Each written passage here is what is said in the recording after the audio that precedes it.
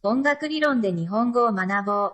I am still thinking of a unique angle for my YouTube channel, but now I am thinking I want to combine learning Japanese through the lens of Western music theory. For a fun starter video, I was thinking we could use descriptive words to describe the mood of chords in an interesting chord progression. First, let's hear the progression so you can get a sense of it.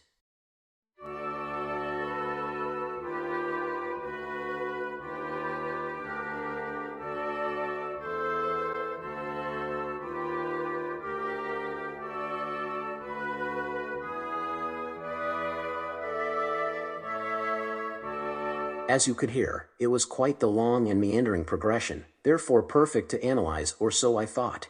I apologize if you were hoping for something shorter. Let's jump right in and get on with it. This first D major chord, I would describe it as beautiful, or in Japanese, one might say, 美しい。 Next, this B minor 6 chord, one might describe as bittersweet. ビタースイート。 Moving on, this spicy G7 sharp 5 chord might have a slight sting, tingle or burn, or a higher degree of tension. So in Japanese, we could use this word to describe it. ピリピリ。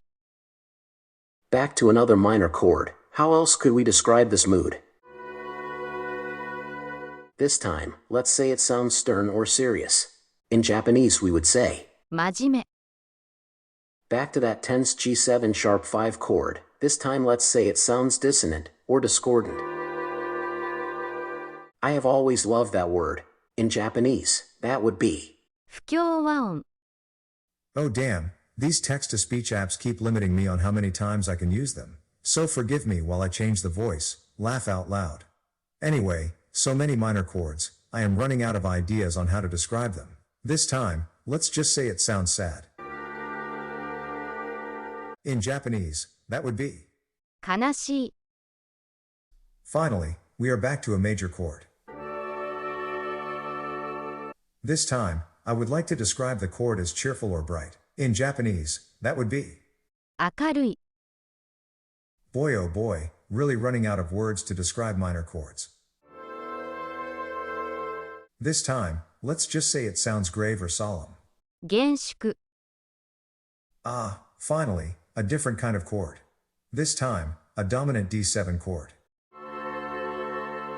It was hard for me to find a fitting word to describe it, but I settled on lively as this is a very directional chord. にぎやか。 Okay.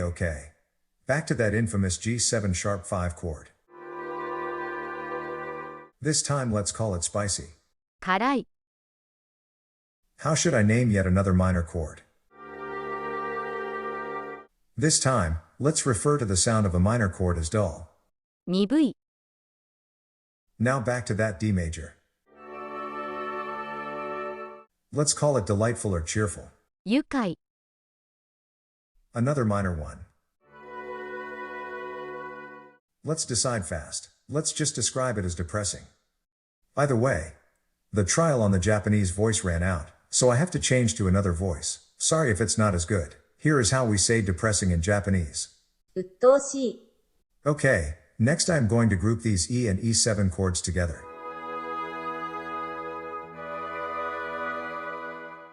Getting into geeky music theory stuff, these chords are considered the 5 of 5, the dominant going into the next A chord. Anyway, in Japanese I would use this statement to describe it. Building tension. テンションが上がる。 Next, I would consider this suspended chord as colorless or neutral. The Japanese word for colorless is 無色。 For this last one, let's just call it what it is.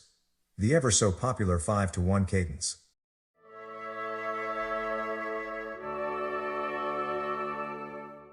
So here is the katakana spelling for cadence.